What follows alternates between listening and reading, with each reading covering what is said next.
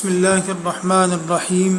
حضرات ناظرین کرام، متقی اور اللہ سے ڈرنے والوں کے متعلق اللہ تعالیٰ اپنے کلام میں سورہ ہجر میں کیا ارشاد فرماتے ہیں، آئیے سنیں۔ اعوذ باللہ من الشیطان الرجیم، بسم اللہ الرحمن الرحیم۔ ان المتقین فی جنات وعیون، بے شک گناہ سے بچنے والے باغات اور چشموں میں ہوں گے۔ ادخلوها بسلام آمنین، ان سے کہا جائے گا سلامتی کے ساتھ باطمینان جنت میں داخل ہو جاؤ۔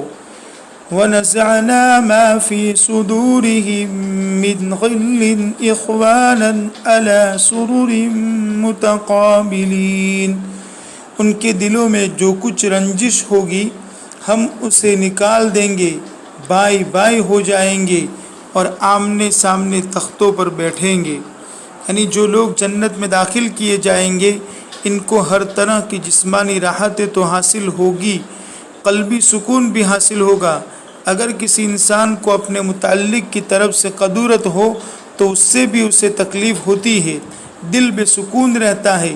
اس لیے اگر ان کے درمیان دنیا میں قدورتیں بھی رہی ہو تو آخرت کے اندر ان کے دل ایک دوسرے سے بالکل پاک صاف ہوں گے اور وہ بائی بائی ہو جائیں گے۔